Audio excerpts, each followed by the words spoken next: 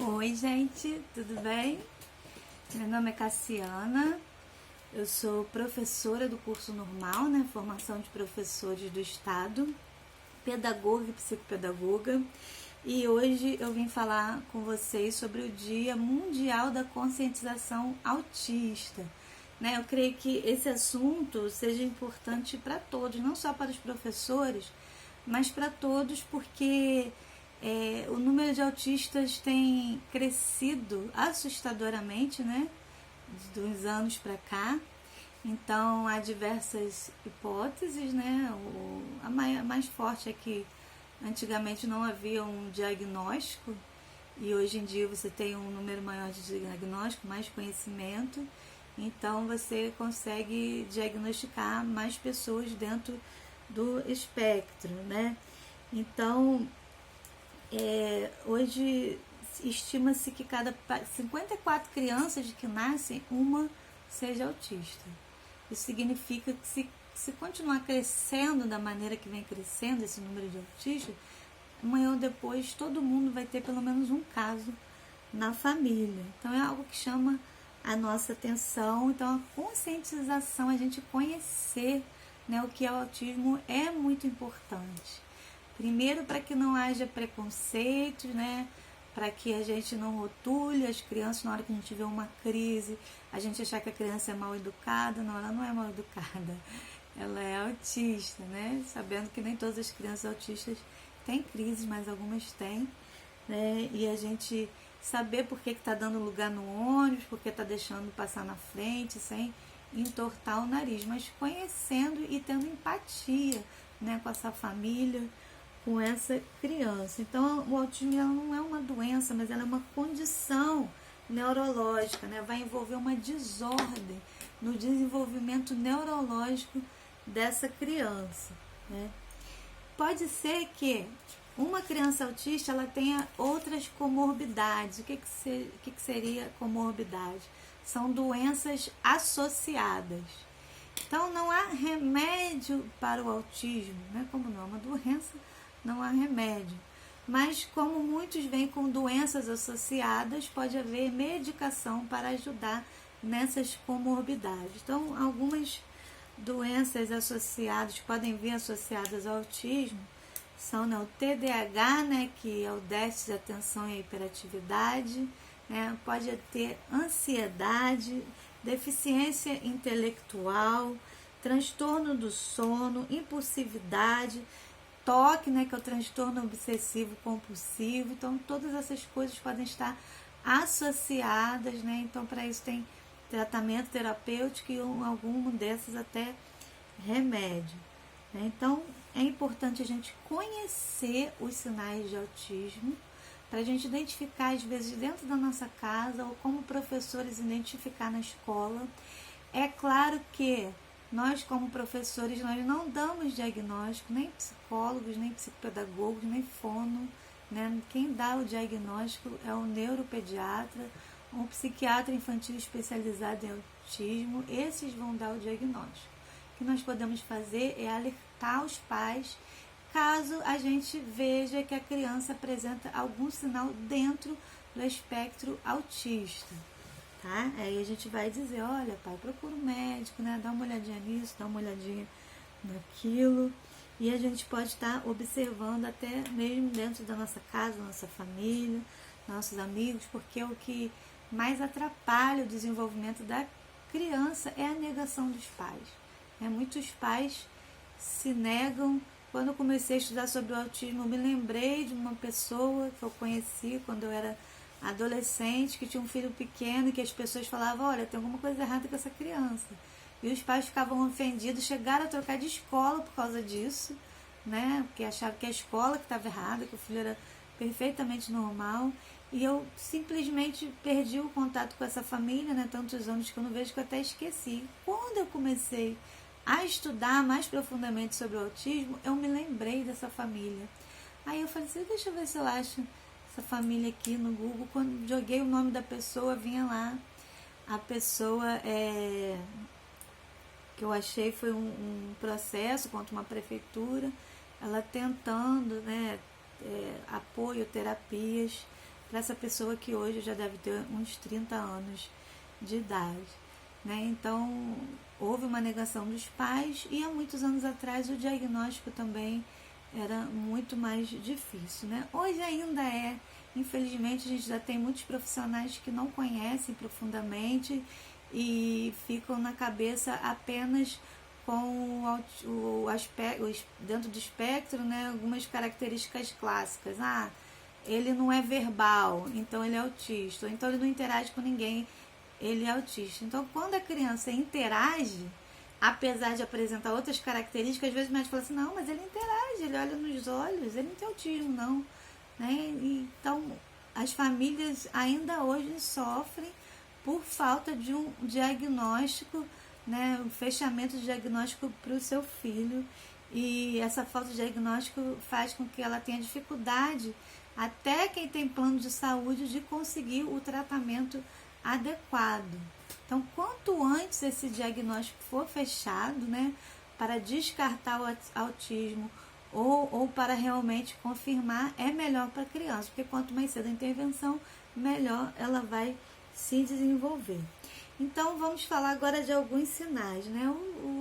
Os mais visíveis mesmo são os sinais de deficiência, déficit, atraso na linguagem. Então, com 1 ano, com 12 meses, se a criança não balbucia, né? Se a criança não faz os gestinhos de apontar, de pedir colo, de imitar, né? Dar tchau, jogar beijo, bater palminha, é um sinal de alerta, tá? Com 16 meses, ela deveria pelo menos falar algumas palavrinhas soltas. Então, se ela não faz isso, alerta. Com 2 anos, ela deveria estar pelo menos juntando 2 palavrinhas simples, né? Quero água, né? Mas pelo menos 2 palavrinhas simples ela precisaria estar juntando. Então, a gente tem que estar muito esperto a esses sinais. Então, não só a questão da linguagem, mas outros sinais podem ser observados, principalmente a partir de 1 ano e 8 meses de idade. Né? O primeiro deles é o isolamento. Né? Então, a criança, você vê que ela não interage com outras crianças, ela prefere brincar sozinha, então isso é um sinal de alerta. Tudo que eu vou falar aqui não significa que todo autista tem, ou se a pessoa tem autista, não é isso. Vou repetir mais uma vez, são sinais de alerta para a gente estar atento e buscar ajuda caso a gente desconfie que possa ter alguma coisa, tá? Então, dificuldades em imitar, como eu falei, mas isso vai na hora de brincar também, na hora de pegar o neném, bota o neném para dormir, para ninar, ela não consegue. O menino vai pegar o carrinho, ele não vai brincar de correr ou de bater, como normalmente as outras crianças fazem, né? Ela vai ter dificuldade em imitar alguma coisa do cotidiano. Brinca de casinha, faz comidinha, ela vai ter dificuldade. Então, a ausência dos jogos de faz de conta, né? Que é isso também que eu falei, ela vai ter dificuldade de fazer de conta que está brincando, que é mãe, que é pai, ou que está dirigindo o carro, ela vai ter dificuldade. Então, o uso do brinquedo vai ser diferenciado. De vez de ela brincar como normalmente as outras crianças, ela vai empilhar o brinquedo, ou vai fazer fila, ou vai ficar girando, né? E você vai perceber que ele não consegue brincar de faz de conta, tem dificuldade, né? Porque tem dificuldade no pensamento simbólico, que é normal que essa criança comece a desenvolver, né? Então, ausência de atenção partilhada. O que é isso? A criança não vai apontar para te mostrar alguma coisa. Normalmente a criança fala, passou um avião no céu, ela, olha mamãe, avião. Ela não vai te chamar para ver alguma coisa. Chegou a tia com um brinquedo novo, ela chama a mãe para ver, né? Aponta, brinquedo, tenta falar, né? Ela não vai partilhar a atenção com você. Na hora que ela apontar, se ela apontar, ela vai apontar só para o que ela quer, do interesse dela. Se ela quiser água, ela aponta para a água. Se ela quiser biscoito, ela aponta para o biscoito. Mas ela não vai apontar de nada para partilhar aquele momento com você. Tá? Então, é um sinal de alerta. Então, distúrbios alimentares, né? Muitas crianças dentro do espectro autista, eles vão ter problemas intestinais, vão ter intolerância a glúten, a lactose, por causa da sensibilidade sensorial, às vezes ele tem pavor de um alimento, não é por causa do gosto, mas é porque faz aquele barulhinho do creque-creque, né? Ou tem alguma textura no alimento que incomoda ele por causa de uma alta sensibilidade sensorial. Então, distúrbios também do sono, alteração no sono, dificuldade de dormir, né? Um sono agitado. Questão do choro, às vezes tem um choro muito persistente, aquelas crianças que choram o tempo todo, né? A mãe quase não aguenta, a criança não dá um sossego de chorar. E tem também o oposto, aquela criança que simplesmente não chora, você bota ela no carrinho, ela fica, você deixa ela no bercinho, ela fica, não chora, não pede colo, nada disso. Aí você fala, é tão bonzinho. Não, nem sempre é assim, né? Não é porque é bonzinho, porque realmente ela tá dando sinais de alguma coisa, tá? Então, ausência de vínculo afetivo. Então, a criança ela não faz contato físico, né? Não pede colo, não faz questão de ficar no colo, não olha nos olhos, né? Muitas vezes você vai dar mamar, o bebê fica olhando para você o tempo todo, né? Esse bebê talvez tenha um olhar um pouco perdido, e essa criança, conforme ela vai crescendo, na hora dela olhar para você, ela vai olhar para o seu queixo, mas ela não vai olhar nos olhos. Então, essa é uma das características, né? Então, normalmente você vai brincar com a criança, com o bebê, né? Ela te responde com um sorriso. Muitas vezes essa criança não responde com um sorriso. Perturbação no tônus, né? A questão física dela, às vezes há uma rigidez muito grande, então aquela dificuldade de andar, anda em marcha, né? Ou então é molenga demais. Você vai ver que as outras crianças são bem mais espertinhas, desenvoltas, e essa criança não. Então, isso é um sinal de alerta. A outra questão é que ela não tem medo de estranho. Então, a criança vai crescendo, o bebê, chega uma certa época que ele já não vai mais com qualquer um. Tem pessoas que eles estranham, não querem que pegue no colo. Esse bebê, para ele, é indiferente. Ele vai, enquanto qualquer um. Então, às vezes, pode ser um sinal, tá? Movimentos estereotipados, né? Então, a gente chama de estereotipia, aqueles movimentos repetitivos. Então, às vezes, a criança, né, fica mexendo com as mãos o tempo todo, às vezes com a cabeça o tempo todo, às vezes movimento pendular, né, o corpinho para frente, para trás. É uma maneira que ela tem de se equilibrar, né? E tem estereotipias que são muito fortes, outras já são mais fraquinhas, mas de qualquer forma, seja qual for, a estereotipia diz, tem essa mania aí. Não é mania, é uma estereotipia. Então, é para ser observado, tá? Então, alta sensibilidade sensorial, como eu falei. Então, tem crianças que não suportam barulho, né? No ano novo, onde todo mundo solta fogos, é um sofrimento para a criança. Lugares agitados, barulhentos, também é um sofrimento para essa criança. Algumas texturas, algumas roupas, ela não consegue vestir porque ela é muito sensível sensorialmente.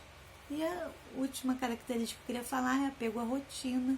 Então, essa criança, ela tem uma rotina, quando ela sai da rotina, ela pode se desestabilizar porque ela tem uma necessidade muito grande de rotina, tá? Então, esses sinais é para a gente observar desde novinho, porque quanto antes o diagnóstico, né, quanto antes fechar esse diagnóstico, mais rápido, né, mais novinho você consegue começar essa intervenção, essas terapias, né, ou se tiver comorbidade, às vezes medicação, então você vai melhorar a qualidade de vida dessa criança e da família, né? Então, quando a criança é pequena, né, a plasticidade cerebral é uma janela de oportunidades para ela estar crescendo, se desenvolvendo, e muitas vezes, dependendo do grau, né, do autismo, ela pode até sair desse espectro, né, ou ter uma vida onde, quando ela cresça, ela seja autossuficiente, né?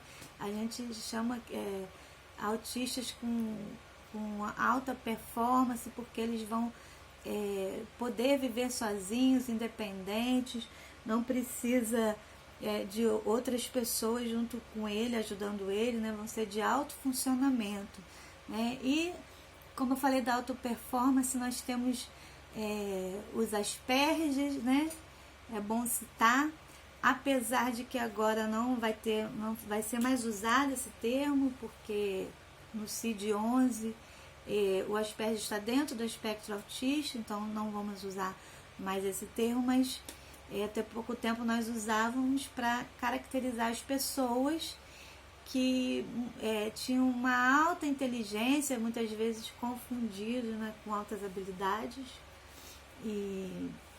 só que eram autistas com altas habilidades, não só uma pessoa que tinha uma alta habilidade. Então o Asperger é aquele que é muito inteligente, muitas vezes ele aprendeu a ler antes dos 2 anos, aprendeu inglês antes de falar português, sem ninguém ter ensinado.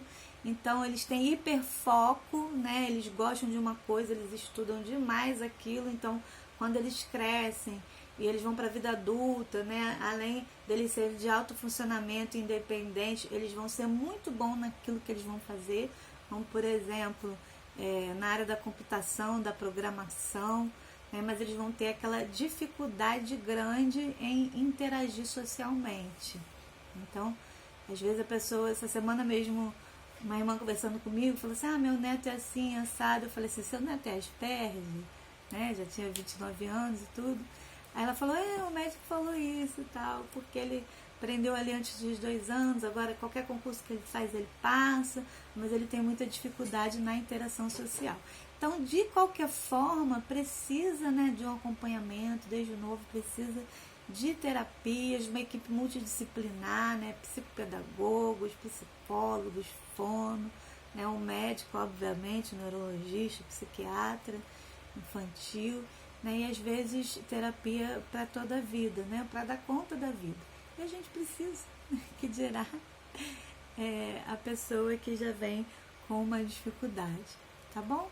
Queria deixar esses sinais de alerta para vocês, né, para vocês prestarem atenção, também para ter empatia, entender e a gente divulgar para as pessoas essa informação, porque às vezes o problema é a falta de informação, né? Então, e você que é pai, que é mãe, que tem dúvida, não fique só na dúvida, corra atrás, porque quanto antes começar essas terapias vai ser melhor para o seu filho, tá bom? Então, bom dia da conscientização mundial autista para vocês, beijo no coração.